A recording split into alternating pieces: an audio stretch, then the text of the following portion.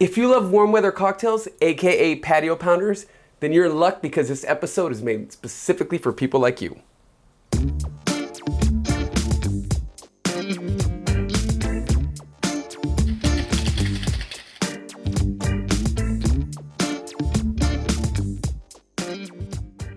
Welcome to Cocktail Limelight. I'm your host, Erick Castro, and today I'm joined by the lovely and talented Shannon Michelle of Mover and Shaker Co. Thank you for having me. So today we're going to be looking into one of my favorite topics, and that's warm weather cocktails, aka patio pounders. Yes, patio pounders. I am super excited to share these cocktails with you today.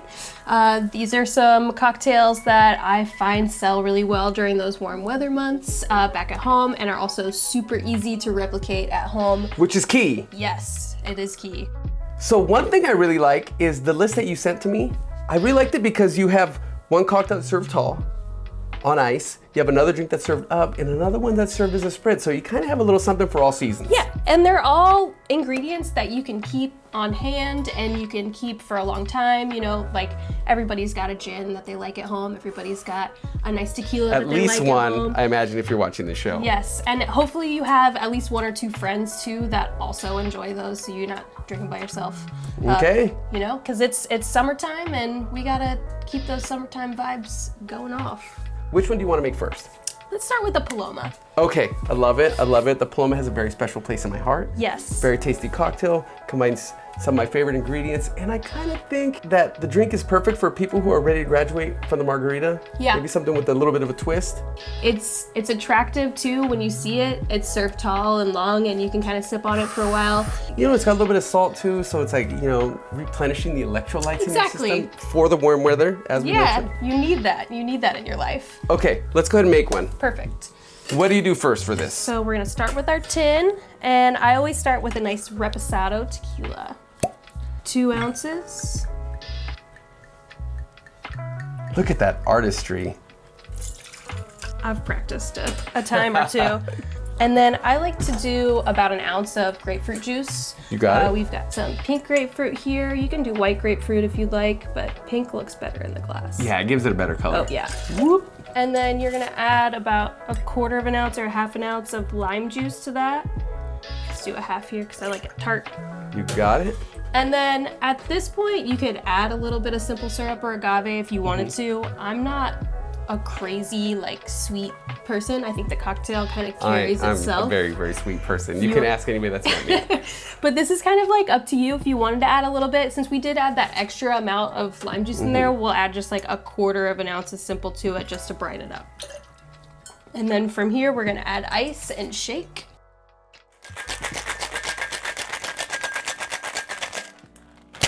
That right off.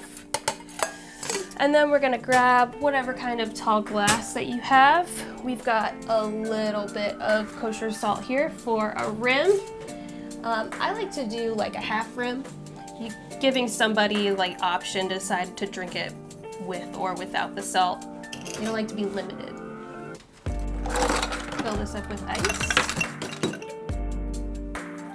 Strain over new ice. Oh yeah, look at that color. Looking tasty. Ooh.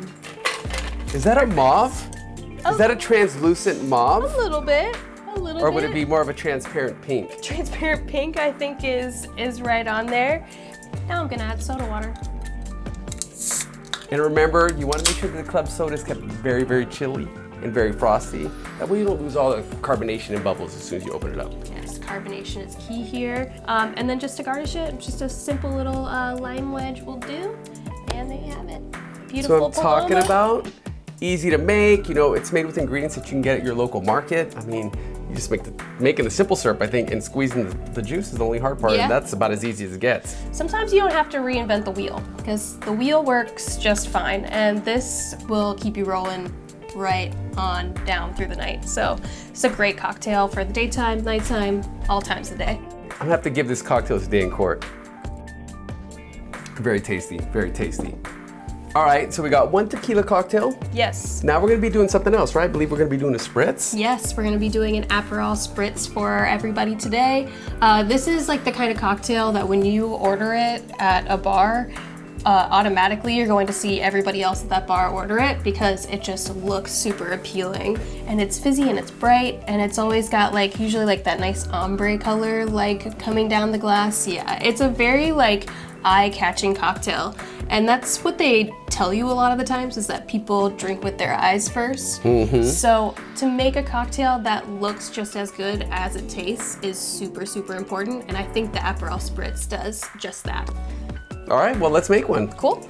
So we're gonna grab a nice stemmed wine glass here. Normally Love like it. a red wine glass works great because you got lots Something of room. bulbous. Lots of room for all of your ingredients here. Let's pop the champagne. Let's make sure I don't take your eye out. I got 2 to be fair.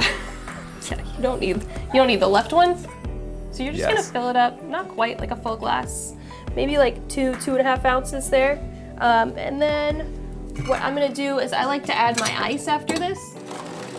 And this is where we start our little ombre effect. About 2 ounces of Aperol here. Oh, yeah. Nice little splash. I mean, that color, it's like a burnt orange. It's beautiful. It's How could just- somebody see this drink and not want to drink one? Right? Like, you see so many of them on the street in Italy, like people just walking around and just swirling a nice glass of Aperol. You know, the Italians, they got life figured out, I'll tell you that They much. really do. And then this one's super simple, so it's just 3 ingredients, and the last ingredient is your club soda again. Again, super Chili. cold. And look at that. I don't even know if the microphones are picking that up, but the fizziness of it is like, you know, not only are you experiencing the cocktail with your eyes before you drink it, you're actually experiencing it with your ears. It's an all-sensory cocktail. You want to hear that sizzle from the You Aperol hear it Spritz. before you taste it. Yes. And then we're just gonna pop a nice little orange half moon in there, and then you're ready to go. Okay, now this one I definitely have to taste. I know exactly what it tastes like, but you know, You have just to for try it every time. just for the sake of consistency, I need to make sure I get my face in there. Oh my God, tastes like summer. Okay, so Shannon, I'm digging this so far. You know, we got a tequila drink served tall. We have a spritz, you know, served over ice. Now we're gonna be doing a cocktail, I believe, that's served up in a coupe. Yes. Okay, hit me with it. What do we got? This last cocktail is one of my absolute favorite classic cocktails of all time. It is the Southside, which is a gin-based cocktail with some fresh mint, lime juice, and simple syrup. It's super easy, but it's beautiful and it's delicious.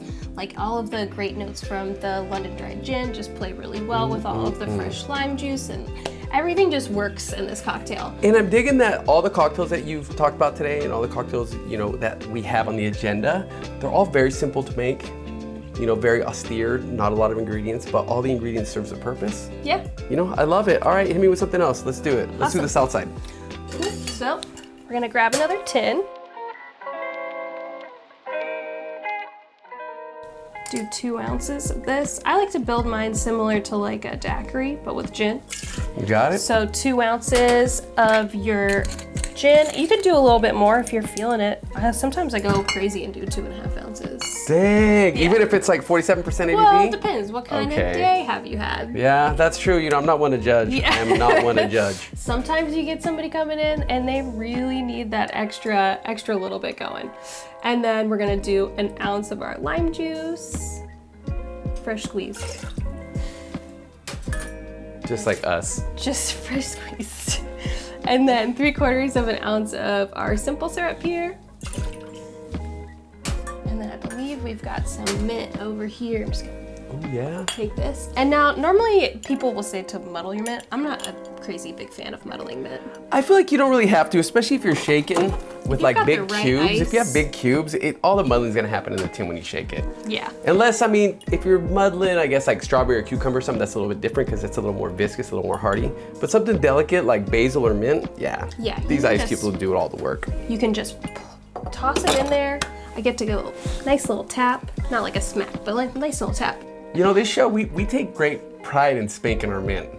So, you know, we don't put up with any back talk, Yeah, any no. guff from our mint around here, or any herbs for that matter. I So, you know, refuse. don't be afraid to To really get give in it a there. good smack. I mean, you know what I could mean? probably smack another Let one. the Here. mint know who's boss. Yeah, Jumped. scary. I jumped. Scary. My heart skipped a beat. All right, we're gonna add our ice now. All right, so we've got our ice in there. Now we're just gonna give this a good hearty shake. Not too long, because you don't want to overbeat that mint. So we've got a nice frosty coupe glass here. And we're gonna double strain this. Get all those little bits out. We don't want people chewing on their cocktail. Just strain it right in there. Ooh. I have a soft spot in my heart for the South Side. Yeah. To me, the South Side is the margarita of the gin world. Yeah. Because, you know, so many people, I guess there's other more famous gin drinks out there, like the martini and the Negroni, obviously, being two.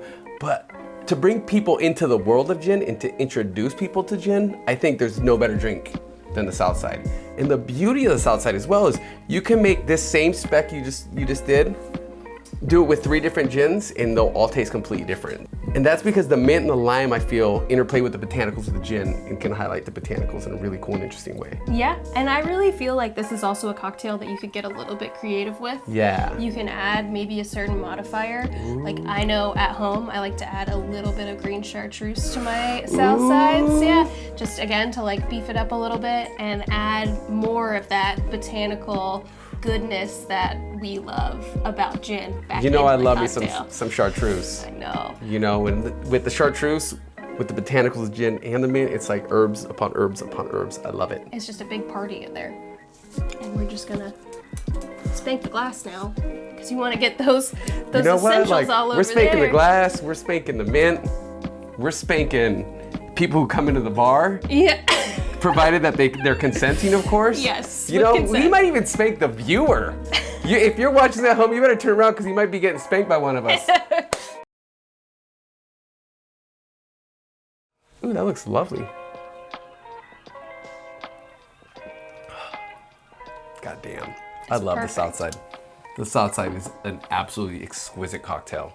It's clean, it's refreshing, and it really does kind of win over every kind of person that you could encounter. This is the cocktail that converts people to gin drinkers. 100%. You know, you can put this in front of somebody, and you're right, it's open to endless permutation. You could throw, you know, bitters in there, a different type of gin. You can, you know, hit it with something like green chartreuse or a couple of dashes of absinthe. Oh my, splash of club soda, whatever you want to do. There are so many different permutations and variations just out there in regards to the South Side. Absolutely. Love that drink. Yes, it's so good. It's, again, one of my favorites for many, many reasons, and that is definitely one of them, is how versatile it can be, just according to like however you're feeling that day. Okay, well, Shannon, you know what? I'm really impressed. You brought 3 iconic classics that are perfect for people to drink in warm weather. You know, the Patio Pounder, I feel like is having a bit of a renaissance, and I'm glad that so many people are appreciating these cocktails that taste even better when the weather's perfect. Yes. But with that said, Shannon, if somebody wanted to reach out to you, want to learn more about you and what you do at Mover and Shaker Co., what's the best place for them to get in contact with you? Yeah, so on Instagram, you can follow me at Shannon the City with an underscore on there, or you can follow us over at Mover and Shaker Co. It's at Mover and Shaker Co. We do apparel for bartenders and people in the service industry and people who are just, you know, living the dream just like we are every single day. I love it, I love it. And all of you out there, I want to say thank you so much for tuning in. And if you can think of any cocktails out there that you want us to feature in any future episodes, be sure to leave in the comments below, and maybe we'll tackle it on an episode that's coming up soon. And in the meantime, don't forget to muddle that like and subscribe button. And if you want to dive deeper to the world of craft cocktails with us, then be sure to check out the Bartender Large podcast, which I host on iTunes, Spotify, and anywhere else that quality podcasts are found. With that said, thank you so much for tuning in, and we will see you again next week.